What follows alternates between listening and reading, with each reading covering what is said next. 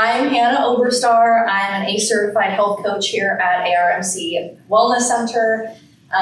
This is our March Lunch and Learn. Our topic today is going to be understanding nutrition facts labels. That's going to be my part of it. And then we have Kylie and Chris here too. They're going to talk about some other things that have to do with nutrition facts, labels. So we'll just jump on into it. Nutrition labels are meant to be helpful tools that help shoppers make healthy, informed choices. The U.S. Food and Drug Administration, or the FDA, revamped the nutrition facts label in 2016 to help people better understand what they're buying and what they're consuming. Nutrition labels can be split into 5 different categories. So there's serving size, calories, nutrients, percent daily value, and then the footnote at the bottom. So here's just a general nutrition label, what they look like. So again, it has the 5 different categories on them. We're going to talk a little bit more about each one. So the top part of the nutrition label is the serving sizes.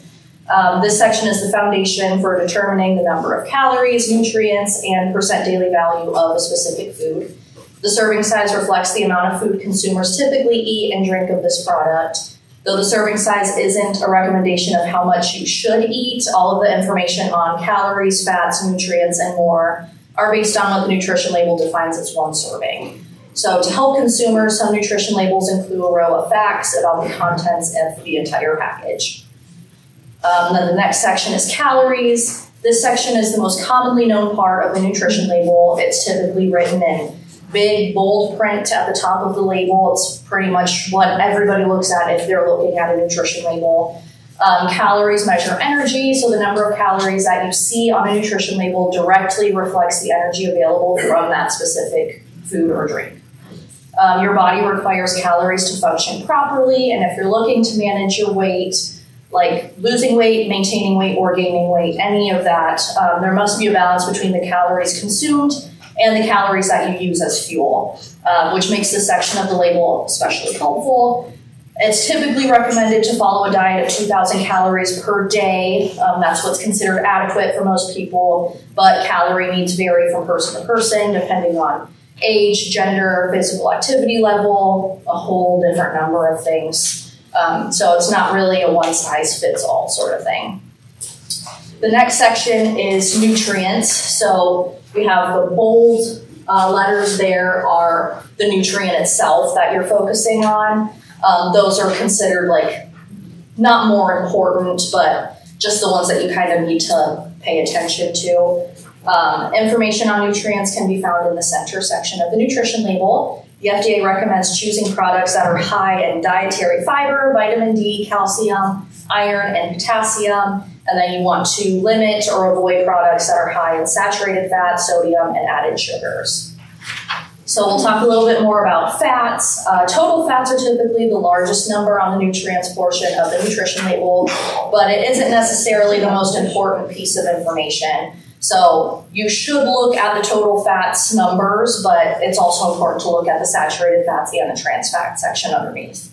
Foods high in saturated fats include fatty cuts of beef and pork and poultry with skin on it, eggs, full-fat dairy products, baked goods, fried foods, and most highly processed foods are also high in saturated fats. The FDA recommends consuming 10% or less of your daily caloric intake from saturated fat, which is around 22 grams each day, though the American Heart Association recommends limiting saturated fat consumption to less than 6% of your daily caloric intake for optimal heart health.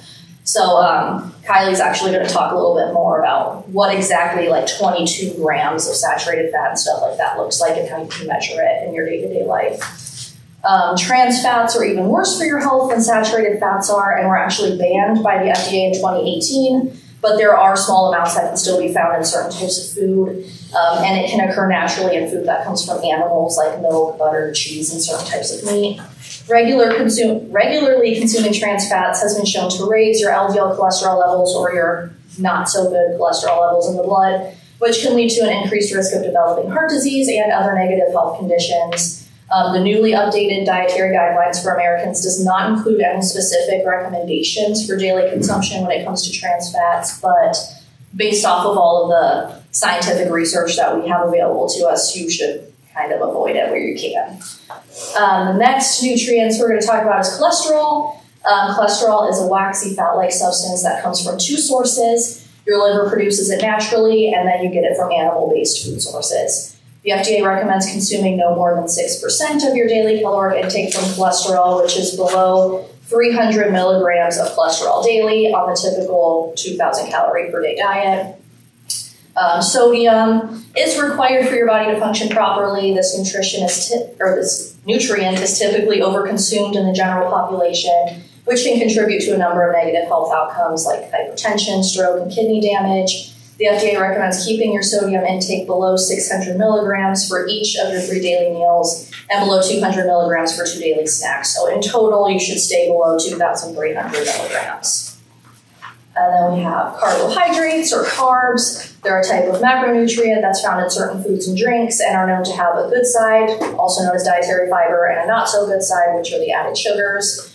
So dietary fiber, it aids in digestion, prevents constipation, and promotes healthy weight loss. The FDA recommends consuming 25 to 30 grams of fiber daily, but again, that changes depending on age, gender, and if you have any chronic diseases like diabetes and certain types of cancer, you have to kind of alter the amount that you consume each day. Then added sugars, they contribute to empty or non-nutritional calories, which can lead to weight gain and obesity. According to the dietary guidelines for Americans, no amount of added sugars or non-nutritive sweeteners, they should not be considered a part of a healthy or nutritious diet. But if you are going to eat it, which you probably are because it's kind of hard to avoid added sugars, one meal should contain no more than 10 grams of added sugars. And then protein. The new guidelines recommend aiming for 1.2 to 1.6 grams of protein per kilogram of body weight per day, which is a lot of mumbo jumbo there, but it's 50 to 100% more than what was previously recommended for minimum intake. So kind of keep an eye on that yourself. If you have any questions, you can talk to a health professional. But your protein needs vary from person to person depending on your personal goals. And then we have vitamins and minerals. They help your body grow, develop, and function properly. The Dietary Guidelines for Americans recommends consuming greater amounts of vitamin B12, vitamin D, and calcium for older adults. So this is the last little part about nutrients. All nutrition labels must include calcium, vitamin D, iron, and potassium because many people in the United States are lacking those nutrients in their diets. And that would just have some positive effects of consuming those nutrients there. So low intakes of those can lead to serious health issues, including anemia, osteoporosis, high blood pressure, and heart disease. And then we're finally moving on to our next section, percent daily value. It's represented on the right-hand side of the column of the nutrition label. It's individual for each nutrient in a single serving of a specific product. So this number is used to determine whether a food is high or low in a specific nutrient. So a nutrient with a 5% daily value or lower is considered to have a low daily value, and a nutrient with a 20% daily value or higher is considered to have a high daily value. The U.S. Dietary Guidelines recommends consuming lower percent daily value for those not so good things for you, so your added sugars, your sodium, your saturated fats, and they want you to consume higher amounts for your daily value of dietary fiber, vitamins, and minerals. And then the last little section on our nutrient label is the footnote. So this section of the nutrition label provides a simple explanation of what percent daily value is, so what we just talked about on the last slide, what it's for in regard to the typical 2,000 calorie a day diet, and it also typically includes recommended amounts for key nutrients like fiber, fats, and sodium. The footnote section is commonly found on larger food packages and doesn't really change from product to product. It's sort of a now you know sort of thing. And then I just included a picture of the updated 2026 food pyramid. It's completely different from the food pyramid that we're used to because it's flipped upside down, you can see. But it doesn't change the importance of specific foods. So just because whole grains is at the bottom doesn't mean that you need to eat less of them or anything like that. It's just kind of the visual representation there. And then I have my references here. So let me scroll back to the beginning. serving size one. Yeah. Alrighty, and then Kylie's gonna come up next.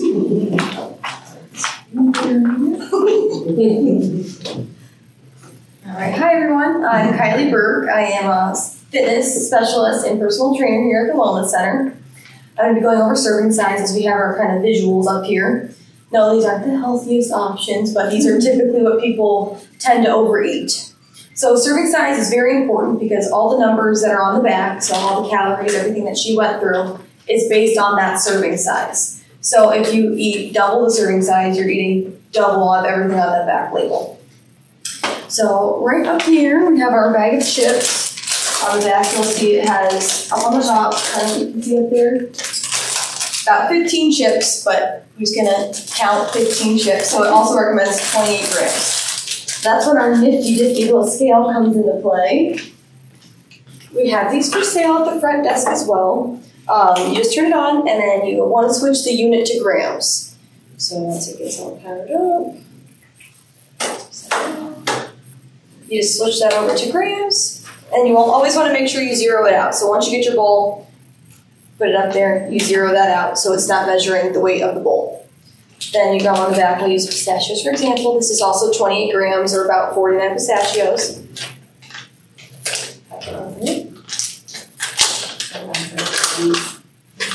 So you just want to measure it very slowly so you can kind of see the numbers going up on the scale. Now, do those have a shell on or not? These do not. Oh, okay.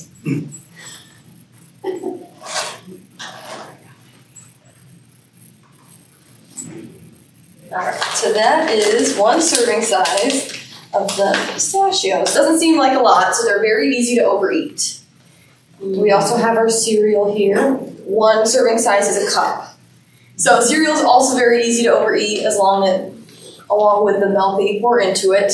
So measuring your servings out is also going to help you keep everything in control.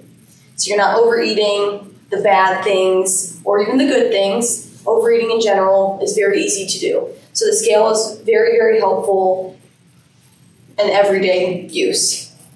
Hello,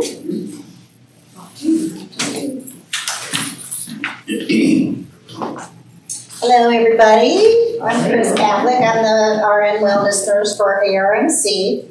So everybody on your chair should have some colored crayons and a serving size. Can you put the label back for me? Yeah, the one. Yes, that one. Perfect. Mm-hmm. Perfect. So as Hannah and Kylie have already reiterated, there's lots of information on the labels, and if you're like me, even though being a healthcare professional, I look at it and go, and you want to just, eat what you want to eat. But it is important to kind of look at things, and especially if you've been newly diagnosed as a diabetic, or your blood pressure's up, or kidney disease. So it's good to know the information that's on the back of the label.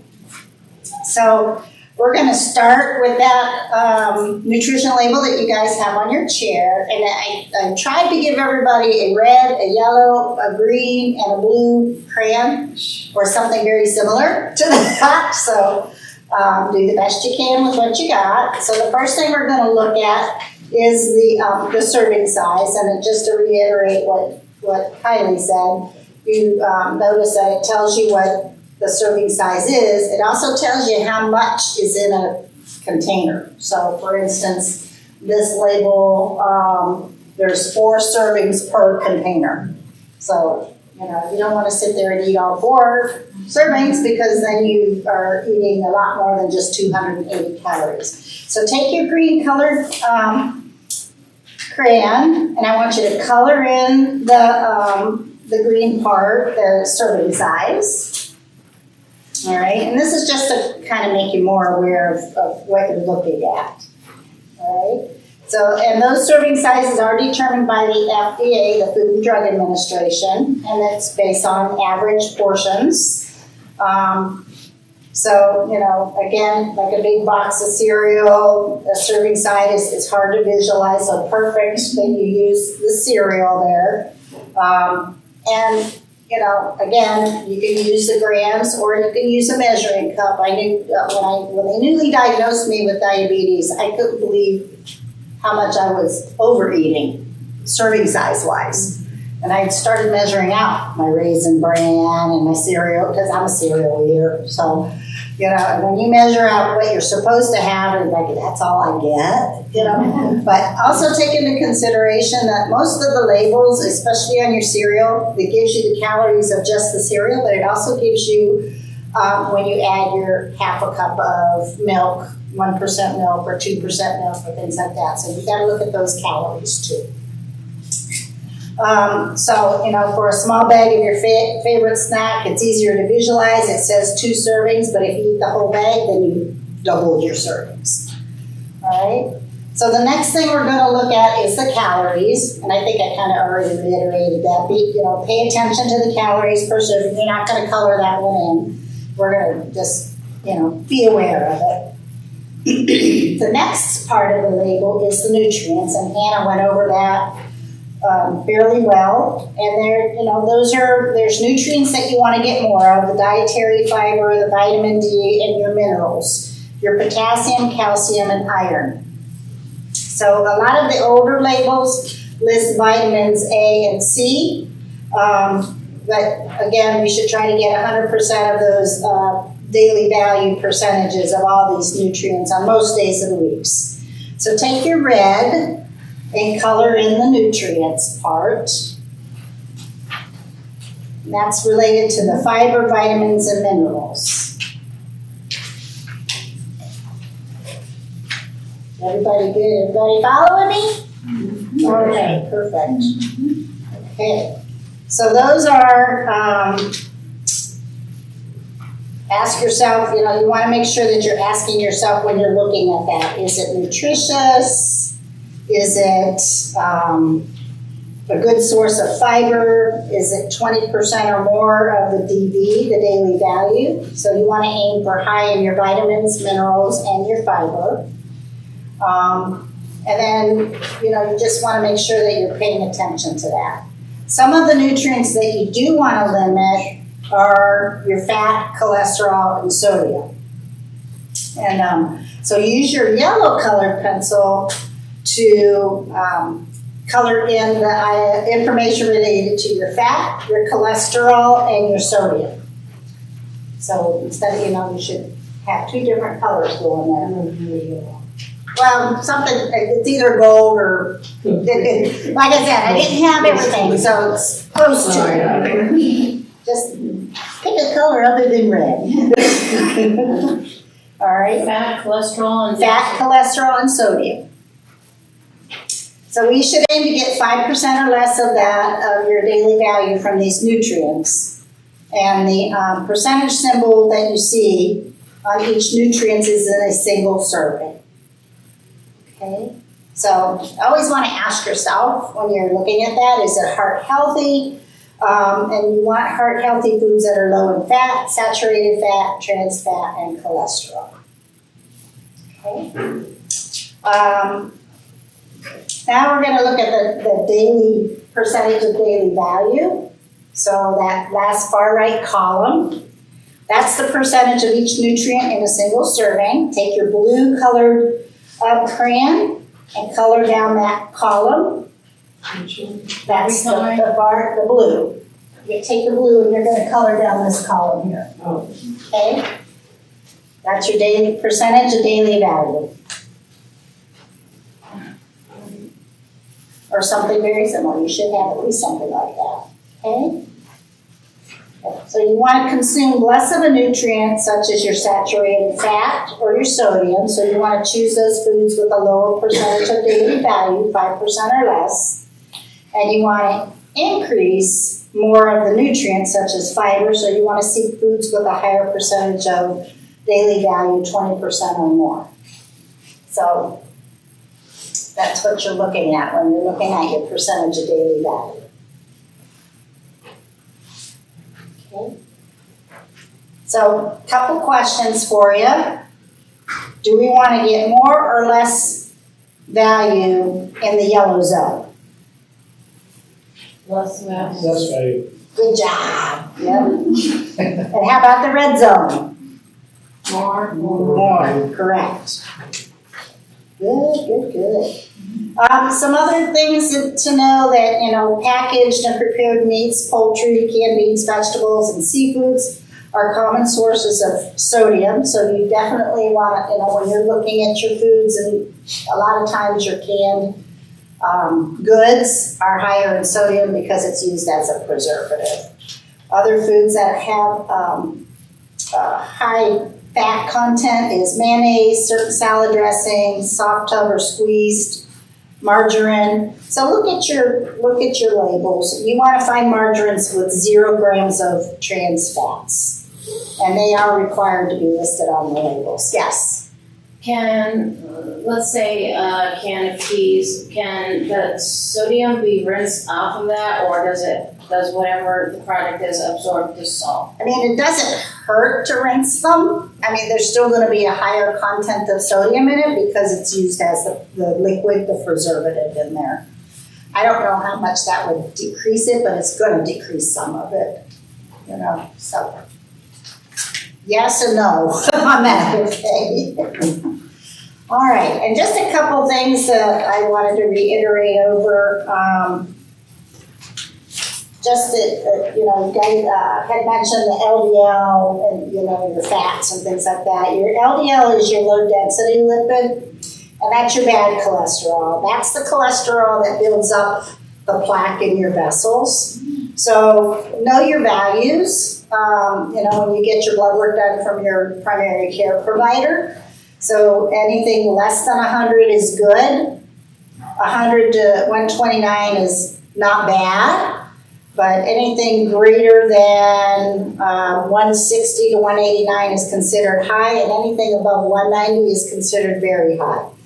So to be, heart healthy, you kind of want to look around that 70 to 100 mark.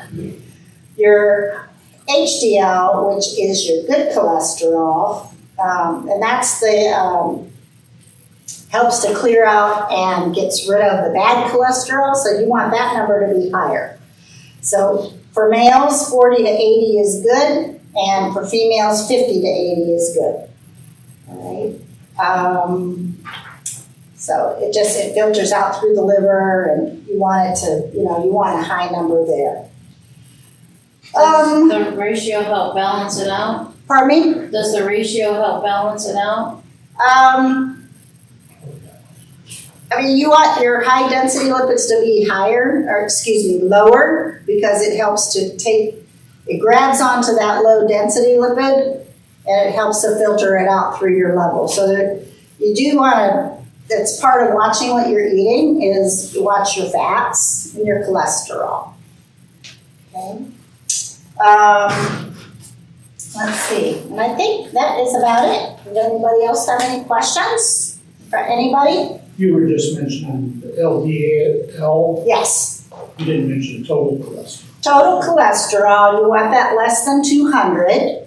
What that does is that hangs out in that your body naturally makes cholesterol. I think Hannah mentioned that. Your body naturally makes cholesterol, but you do get some from the foods that you eat. But according to the CDC, less than 200 is ideal. So it just kind of hangs out in your blood and then goes through the liver to be processed. Do you know how they come up with the total? I don't know that. Because you get all three, like when you're doing Right. blood work and stuff. So I was just curious. I'm sure there's a ratio as to how that happens. I didn't research that. Just curious. So a good question. I will follow up with that. How do you configure the percentage of calories based on your caloric needs? Like if you're only supposed to have 1,400 calories a day, how do you know what the nutrition pack should be? Anna? That I would recommend either meeting with a nutritionist or talking to your primary care physician so that they can help you specifically figure out what you need. Okay. Because that can be something that's a little bit tricky, and then if you want it to be specific to you, you're not really going to be able to find it online or anything. Mm-hmm. So it's another thing that's kind of trial and error too. Varies person to person. Yeah.